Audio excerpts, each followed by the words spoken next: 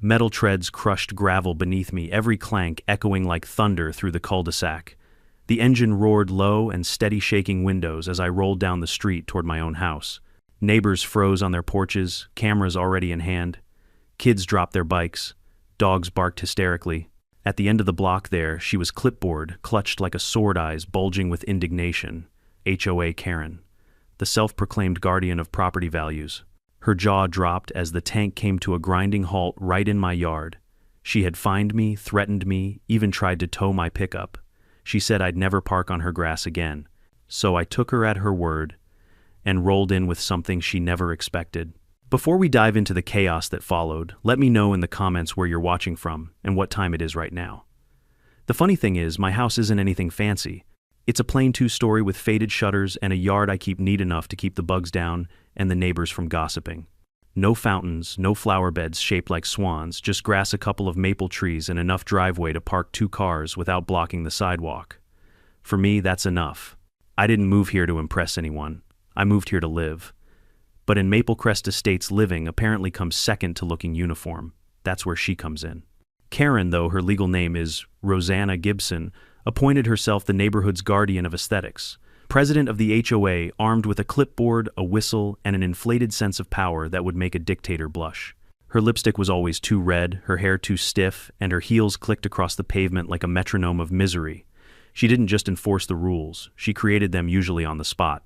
The first time she noticed my truck, I'd just come home from a late job. It was after midnight, and the driveway was packed.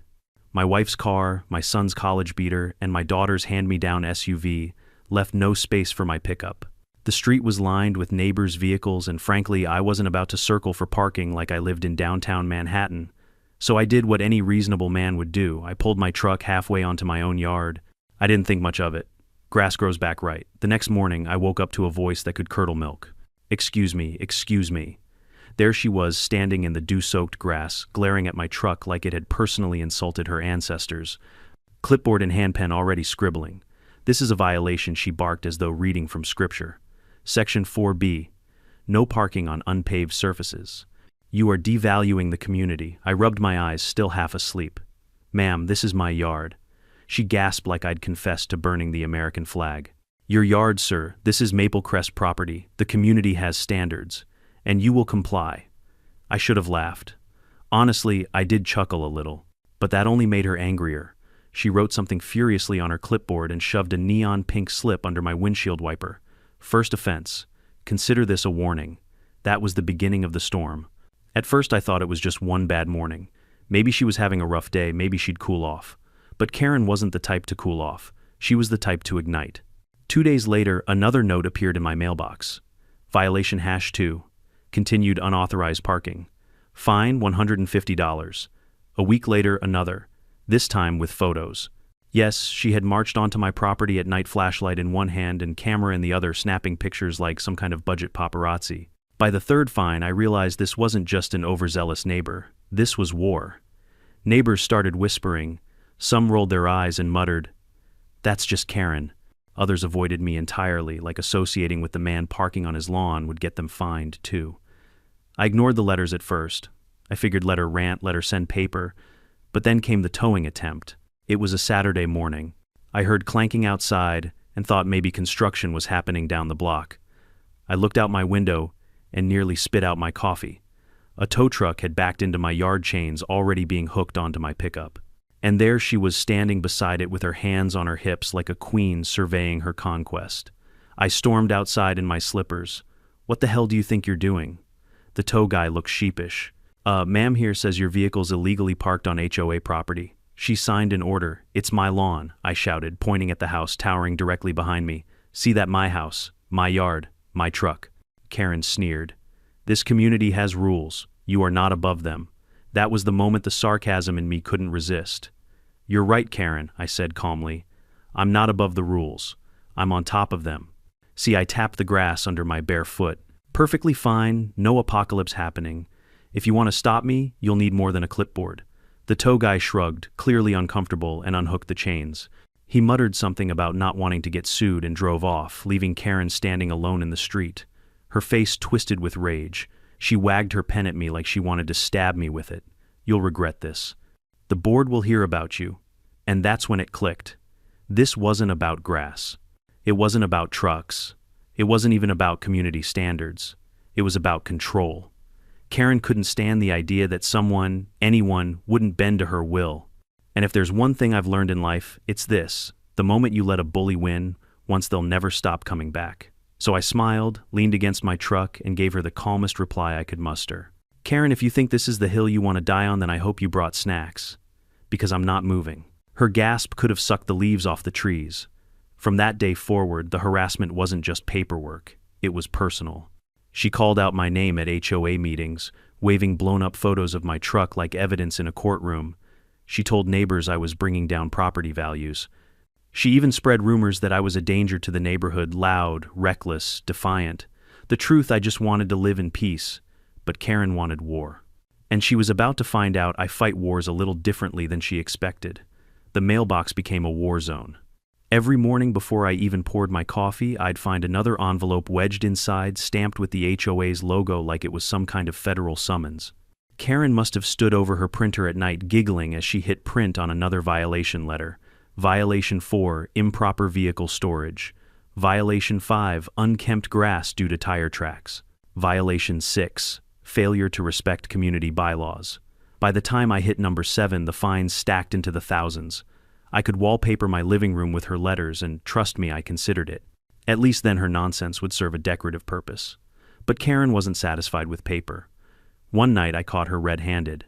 It was past 11, the street eerily quiet, and I'd just finished fixing a leaky pipe in the basement. As I stepped outside for fresh air, a flash went off. There she was, crouched in my bushes, snapping photos of my truck like a wildlife photographer stalking a rare rhinoceros. I shouted, enjoying the view. She froze, eyes wide, then scurried away without a word, heels clicking like retreating gunfire. The next morning, sure enough, Violation 8 landed in my mailbox, complete with time-stamped photos. At that point, I realized Karen had gone from HOA president to full-blown stalker. It wasn't just me, though. She weaponized the neighborhood against me. Mrs. Alvarez from across the street, who used to wave at me every morning, suddenly avoided eye contact. The Peterson kids, who used to mow my lawn in summer for extra cash, stopped coming around. Word spread that associating with me meant risking Karen's wrath. It became clear I was the community's new villain. The final straw came at an HOA meeting. Now I never enjoyed those gatherings. A room full of adults arguing about mailbox paint shades is not my idea of a productive evening. But this time Karen made sure the whole neighborhood showed up. She stood at the front next to a projector screen. And what was on the screen? A slideshow, my truck, my yard, my crimes. Each photo punctuated by her voice, sharp and triumphant. Ladies and gentlemen, this is the kind of behavior dragging down our property values. This is what happens when one man refuses to follow rules designed for all of us. She pointed at me like I was a criminal on trial. Do we want Maple Crest to look like a junkyard? Do we want our children growing up thinking chaos is acceptable? A few people nodded nervously. Others looked away, embarrassed. I raised my hand. Can I respond? Karen smirked. By all means, dig your own grave. So I stood, straightened my shirt, and walked to the front. Folks, I bought my house outright. I pay my taxes. My yard is my property. If parking a pickup truck on my grass is the apocalypse, then I guess the world's ending a lot sooner than we thought. Some chuckles rippled through the room. Karen's face reddened. I'm not here to wreck the neighborhood. But I'll tell you something, it's not trucks that destroy communities. It's people who think they're kings and queens of the block. People who care more about power than neighbors. That line got applause. Not thunderous, but enough. Karen's smile cracked. But she wasn't done. The board has voted, she snapped. If you continue violating our bylaws, fines will accrue daily. If unpaid liens may be placed against your property, you will comply or you will lose. And there it was, the mask fully off. This wasn't about grass. This was about ownership. She wanted control, and she'd squeeze me until I broke. But I wasn't going to break. The harassment intensified after that. She filed complaints with the city about excessive noise from my property lies. She left anonymous tips about possible code violations. She even called animal control on my dog Duke, claiming he barked all night. Duke, by the way, is 12 years old and snores louder than he barks. One afternoon I came home to find a bright orange sticker plastered on my front door, notice of community non-compliance. My wife rolled her eyes. My son crumpled it up and tossed it in the trash. But me, I laughed. because by then I saw the pattern. Karen was trying to wear me down, break me through exhaustion. But see, there's a funny thing about people like her. The more they push, the more they reveal how powerless they really are. She thought her clipboard made her a general. But me, I'd been in real battles. I knew what war looked like. And this wasn't war, this was theater. So I decided if she wanted a show, I'd give her one she'd never forget. It started small. I stopped reacting to her notes. No more angry shouting across the lawn, no more sarcastic jabs, just silence. Let her think she was winning. The neighbors noticed. "Guess you finally gave in," one of them said. I just smiled. Something like that. Behind the scenes, though, I was planning. I called an old friend, a fellow veteran, who now ran a private collection of decommissioned military vehicles. I asked if his prized possession was still in storage. He chuckled. "The tank? Yeah, she's still sitting pretty. Why? Because I said I've got a parking problem, and I think she's the solution." Silence on the line for a beat. Then laughter. "You're insane." "Maybe," I replied. "But you'll see what I mean." And with that, the gears of my own war machine began to turn. Karen thought she could intimidate me with fines, threats, and gossip. But she was about to learn something important. When you push a man long enough, sometimes he pushes back harder than you ever imagined, and sometimes he pushes back with 30 tons of steel. I wish I could say it didn't get to me, that I shrugged off every letter, every accusation, every rumor like water off a duck's back. But the truth, it started to wear me down. I'd come home from work, drop my keys on the counter, and find my wife already holding another violation notice like it was a summons to court. My daughter rolled her eyes at the gossip she overheard at school. "Your dad's the guy ruining the neighborhood." My son, normally calm, punched a hole in his bedroom wall one night after hearing Karen call us trashy in front of the Petersons. It wasn't just me under attack, it was my family. And that's the thing about bullies. They don't stop at you. They try to make everyone around you pay until you fold. So I decided enough was enough. The HOA meeting, where the line was finally drawn, looked like something out of a bad reality show. Folding chairs in a stuffy rec center, a cheap microphone that squealed every time someone breathed near it, and Karen standing at the front like a queen without a crown. She was armed with her usual photos of my truck, printed on glossy paper red circles, and arrows scribbled in marker, like she was presenting evidence to the Supreme Court. Behind her, the board members nodded along a chorus of bobbleheads, too spineless to think for themselves. When my name came up on the agenda, Karen's grin widened. "Mr. Thompson," she said, dragging out my name like it tasted sour. "Once again, you've chosen to flagrantly disregard the bylaws. Your vehicle remains parked on unpaved property. Your actions continue to lower property values and disrespect this community." She slapped a photo onto the table for dramatic effect. "This is not acceptable, and tonight the board has voted to begin lien proceedings if compliance is not immediate." A murmur spread across the room. Some neighbors looked shocked. Others just avoided my gaze. I stood slowly, adjusted my jacket, and walked to the front. Karen smirked, certain I was about to beg for mercy. Instead, I picked up the photo she'd slapped down and held it high. "This," I said, "is a picture of a truck. My truck. Parked on my yard. A yard I bought, a yard I mow. A yard I pay taxes on." A few chuckles. Someone in the back muttered, "He's got a point." Karen's face tightened. "That land is subject to community bylaws." I cut her off. "Karen, with all due respect, your bylaws don't override property rights. This isn't a dictatorship. It's a neighborhood. And the last time I checked a man's yard is his yard." Applause broke out. Not everyone, but enough to rattle her composure. I leaned in, slightly lowering my voice so the room had to lean forward to hear. "I've served overseas. I've dealt with people who actually had power, the kind that came with weapons and armies. And I'll tell you something, none of them scared me. So if you think a clipboard and a couple of fines are going to break me, you've picked the wrong target." The room went dead quiet. Karen's smile faltered, then twisted into anger. "You think you're special because you were in the military. That doesn't put you above the rules," I straightened. "No, Karen, it doesn't put me above the rules, but it does mean I know when someone is abusing them." The board shuffled uncomfortably. One of them coughed into his hand. Another looked down at his notes. But Karen wasn't done. She slammed her hand on the table. "Daily fines will continue, and when you can't pay, we'll take action. I promise you, Mr. Thompson, you will regret defying this board." Her voice echoed through the room, shrill and venomous.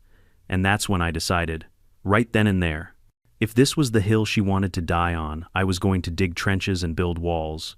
If she wanted a war about parking, I was going to give her one she'd never forget. The rest of the meeting blurred. I went home, sat at the kitchen table, and looked at my family. My wife squeezed my hand silently, asking if I was okay. My son leaned forward, eyes blazing with the kind of fire only teenagers have.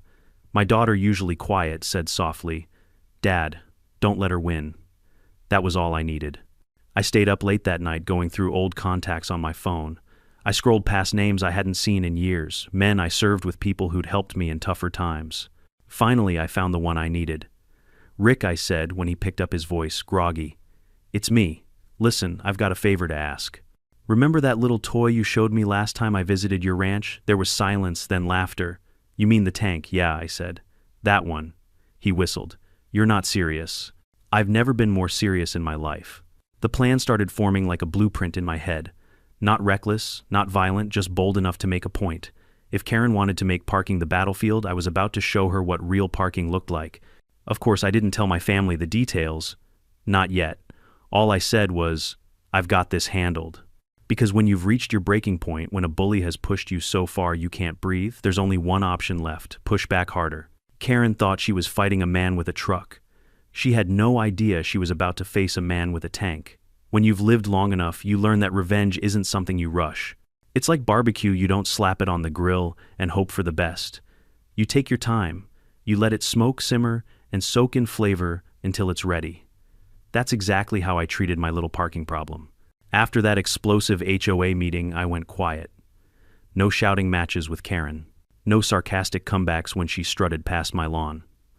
I didn't so much as twitch when yet another violation showed up in my mailbox. I just smiled, nodded, and carried on.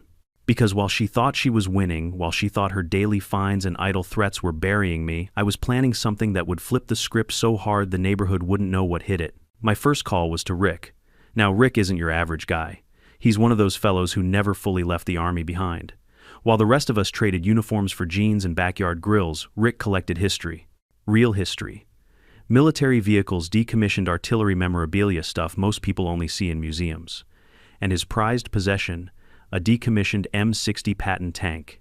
30 tons of steel, legally owned, demilitarized, but every bit as intimidating as the day it rolled off the factory line. "Let me get this straight," Rick said, still laughing into the phone. "You want to park the tank in your yard, as in literally roll it up onto your grass and leave it there?" "Exactly," I replied. "Karen says no trucks." "Fine, I won't park a truck. I'll park something better." There was silence on the line. Then Rick broke into a wheezing laugh. "You're insane." And I love it. He agreed to help. Said he'd bring it in on a flatbed trailer, no big deal, just another oversized delivery in suburbia. The next step was logistics. Parking a tank isn't as simple as pulling into a driveway. You don't just whip around the cul-de-sac and ease into a spot. This thing weighed enough to crack concrete if handled wrong.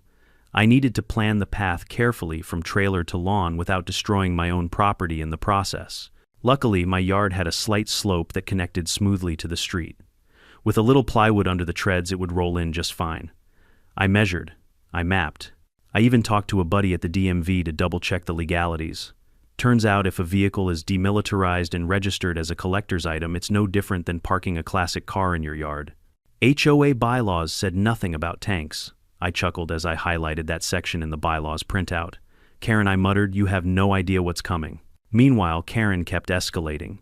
She strutted around the neighborhood with her clipboard, spreading rumors about me being unstable. She claimed my truck was leaking fluids that poisoned the grass. She even stood outside my house one morning, arms crossed, watching as I left for work, like some kind of warden making sure her prisoner didn't escape. But I didn't flinch. I just tipped my hat and said, "Morning, Karen." Her scowl deepened each time. The neighbors, though, they started sensing something was brewing. They'd see me measuring my yard, hauling sheets of plywood, taking mysterious phone calls on the porch. Whispers floated through the cul-de-sac. "What's he planning? Maybe he's finally giving in." "Nah, look at him, he's up to something." They weren't wrong. Delivery day came faster than I expected. Rick pulled up just after noon, driving a semi, with the tank strapped to a massive flatbed trailer. The sun glinted off the steel, the cannon angled skyward like a monument. It was the kind of sight that makes you rub your eyes to make sure you're not dreaming. The rumble of the truck echoed down the block. Curtains twitched. Doors opened. Before long, a crowd had gathered. Kids gawked. Parents pointed. Phones came out recording every second. And right on cue, Karen stormed out of her house. "What is the meaning of this?" she shrieked, stomping toward the trailer as though she could personally block 30 tons of history with her 5'2" frame. I leaned casually against my fence. "Karen, you said I can't park my truck in the yard." So I listened. "I'm not parking a truck," her jaw tightened. "That is a weapon of war." "Correction," I said, holding up the paperwork Rick had provided. "This is a legally owned, fully demilitarized historical vehicle, and according to HOA bylaws, there's no prohibition against parking one on private property." The crowd laughed. Phones zoomed in on her crimson face. Karen sputtered, flipping through her clipboard like the rules might magically rewrite themselves to fit her argument. But nothing came. No bylaw. No fine. No loophole. As the flatbed lowered and the tank's treads touched the ground, the neighborhood went silent. The engine roared to life, deep and thunderous, shaking windows and rattling dishes inside houses. Rick climbed down, grinning ear to ear, and waved me over. "Want the honors?" he asked. I climbed up, slid into the driver's seat, and felt the vibrations rumble through my bones. Then, slowly, carefully, I guided the beast down the makeshift plywood path across my driveway and onto my yard. The tank settled into place like it had been waiting for this moment its entire life. I cut the engine. The silence that followed was deafening. Then came the applause. Neighbors who'd been too scared to look me in the eye before were now cheering, clapping, laughing. Even old Mr. Jenkins down the street, who hadn't smiled in years, let out a chuckle. Karen, she was shaking with fury. "This is outrageous," she screamed. "This is intimidation. This is illegal." I hopped down from the tank, papers in hand, and gave her my widest grin. "No, Karen, this is parking." The crowd erupted, and in that moment, I knew the war had shifted. The moment the engine thundered to life, I knew I had her. It wasn't just a sound, it was a presence. The tank's roar wasn't like any truck or SUV. It was the guttural growl of history itself, the kind of sound that once rolled across battlefields and shook the ground under soldiers' boots. Even standing outside, I felt it in my chest, like my heartbeat had synced with 30 tons of steel. Neighbors stumbled out of their houses as if the rumble had pulled them by invisible strings. Screens doors slammed, flip-flops slapped on pavement, and phones popped into the air like prairie dogs. And there at the center of it all was Karen, arms crossed, face already flushed, crimson clipboard clutched so tight I thought she'd snap it in half. "You can't do this," she screamed over the roar, but her voice was swallowed whole by the machine. I eased the tank forward, treads crushing the plywood path I'd carefully laid out. Each clank and grind felt like punctuation, a slow, deliberate march that said, "I'm not backing down. Not now, not ever." Kids screamed, but not in fear. They hollered with the kind of joy that only pure chaos can inspire. "It's a tank. Oh my God, look at it. This is awesome." Some neighbors laughed, others gasped, but no one turned away. Even the ones who'd avoided me for months now leaned forward, caught in the gravity of the spectacle.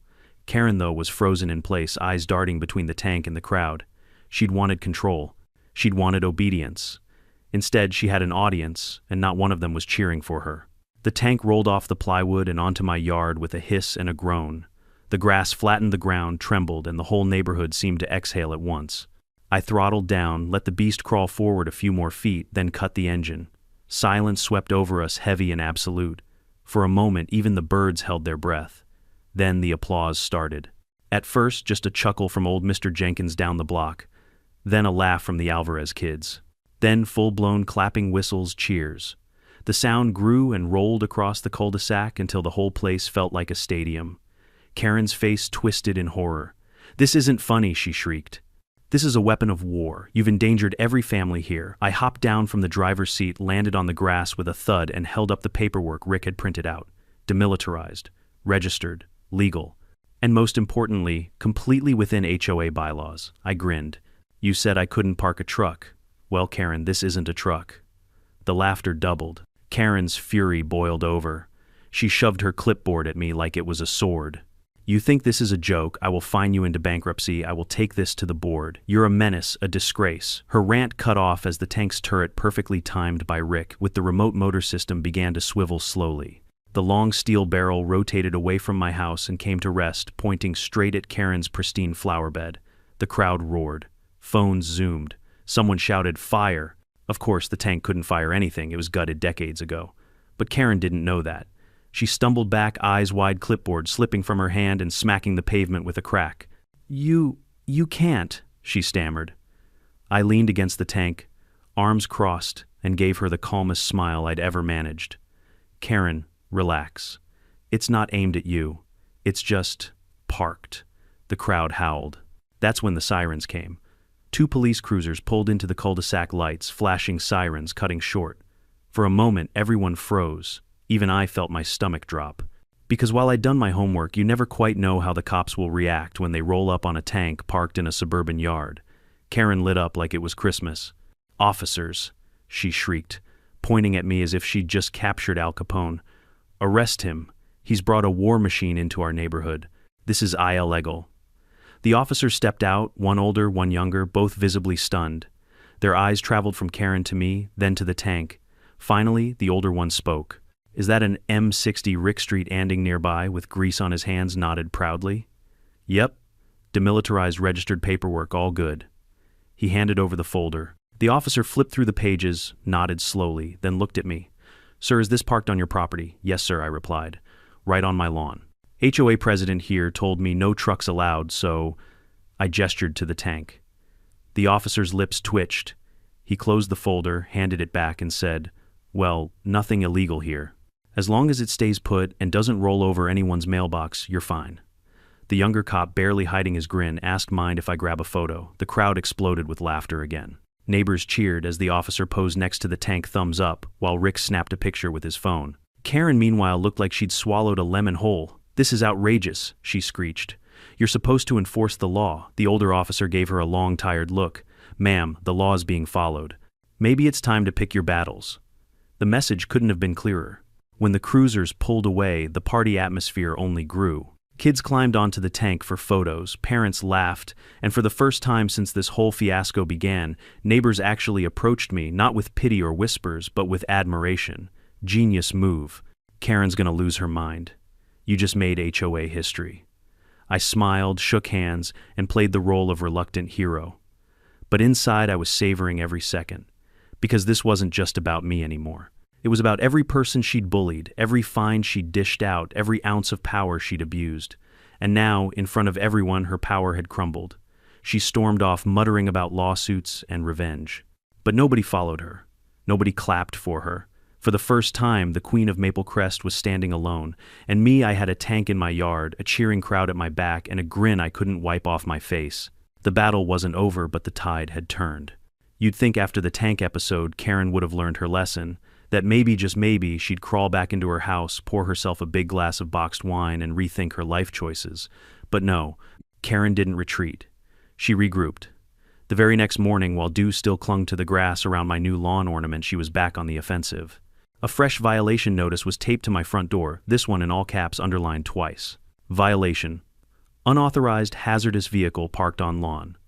Immediate removal required. I laughed so hard I nearly spit out my coffee.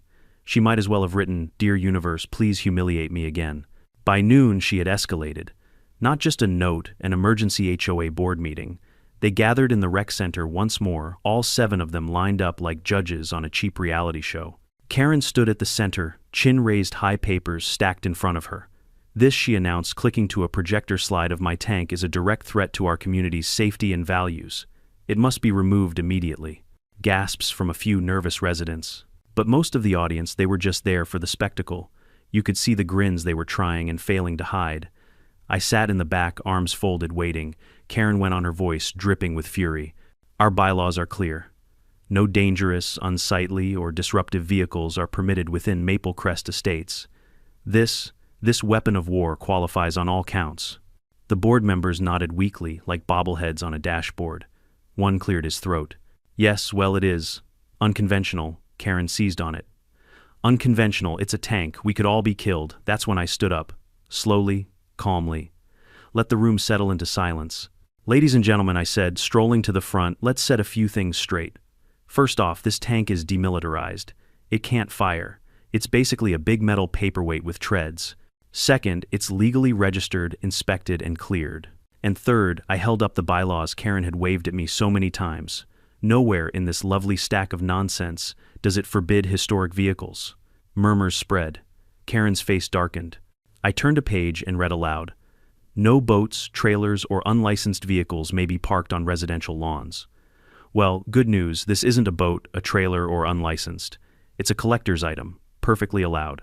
Applause broke out. Not polite applause, real hearty clapping. Someone even whistled. Karen slammed her fist on the table. This is a mockery of the system. I grinned. No, Karen. This is me following the system better than you. She snapped. Literally snapped. If the board won't act, I will, she shrieked. She pulled out her phone, dialed 911 right there in the meeting, and shouted into the receiver. Yes, officer, I need immediate assistance. There's a man harboring military equipment in a residential neighborhood. The room went silent.